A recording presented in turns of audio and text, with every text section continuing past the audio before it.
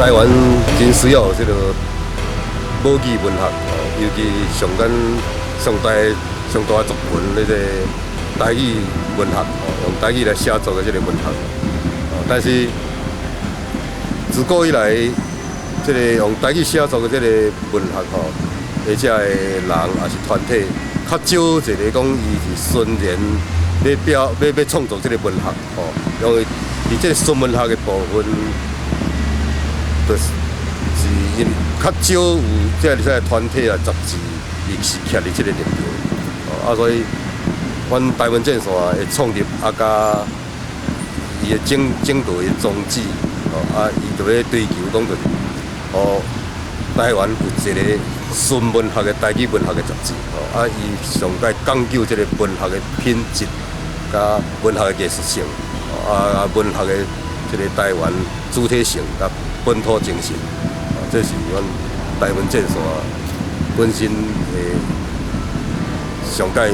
咧主张甲维持上重要的一个路数。台湾战线这份杂志创刊到即摆已经6档的历史啊。本地阮想讲，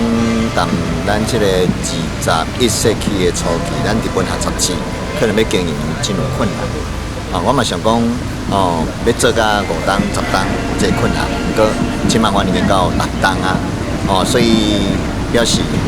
咱奋斗的精神真有够。这个杂志叫做台湾战线，其实伊有战斗机的一种的精神，伊是有前锋的精神。不过，伊当时嘛是司令部。安怎讲呢？台湾战线目前为止，拄咱台语文学运动到目前为止差不多30档左右，是指战后来讲，战后来讲呢，足侪前辈，足侪先行者，毋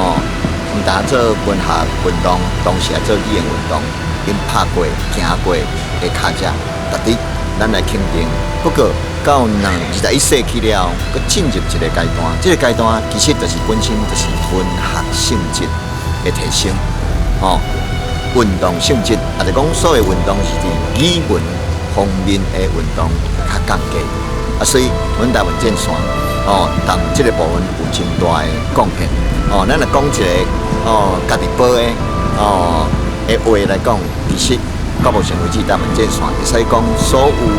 伫台湾目前存在，不管是台语文学杂志也好，台语文杂志也好，会使讲是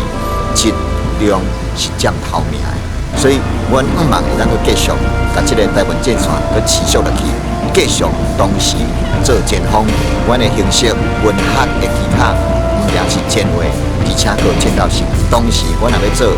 台语文学的司令部。即个司令部会当徛在咱台湾战线，徛在咱台语文学的即个基础。同时，